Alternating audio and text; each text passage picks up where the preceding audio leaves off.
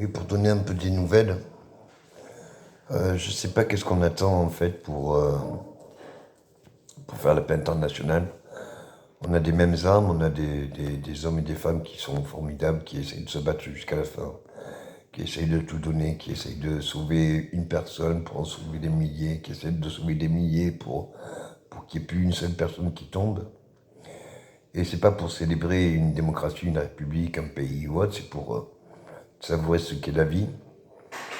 J'espère qu'on arrivera bientôt sur Terre en étant tous frugivores ou végétariens, puisque même manger des animaux, tout le monde peut concevoir que ce soit de chair blanche ou de chair rouge. C'est des êtres qui vivent. On n'aimerait pas être à leur place, avec un respect pour ça, on devrait tous se mettre à la même place. J'apprécie énormément tous les offerts qui sont, les présents qui sont offerts d'encouragement et de négociation sur l'authenticité de chaque pays à être souverain. On ne peut pas être souverain d'un pays sans être souverain du monde. J'aimerais bien que le monde se sente plus souverain, à se dire que quelqu'un soit sur le passe sur le monde. Nous sommes souverains de notre propre corps, qui justement nous indique que nous sommes en vie. Et si nous sommes des êtres sensibles, car même d'autres constitutions ou autres, ou d'autres voitures, n'importe quoi serait toujours sensible, du coup, on pourrait se dire que c'est célébrer la vie qui devient important, et non l'origine de la vie ou autre.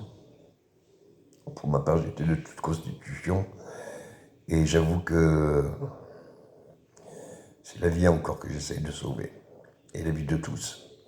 Je sais que ça paraît illusoire, que d'autres vont se dire une mini-histoire, mais bon, on en est là.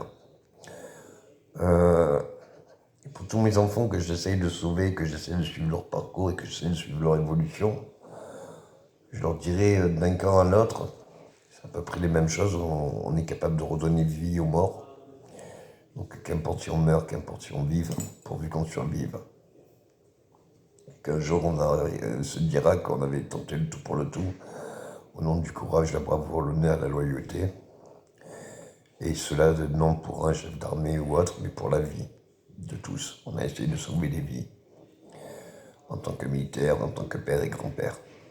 Et même mère, des fois, puisqu'il y a même des femmes qui sont engagées.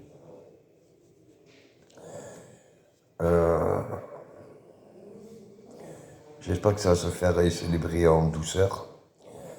Car il y a une personne qui est peut-être d'un chaos absolu, mais c'est peut-être la seule personne qui peut faire quelque chose pour qu'on ne meure pas tous noyés, ou qu'on ne meure pas tous et que petit à petit on peut célébrer 77 ans de paix internationale.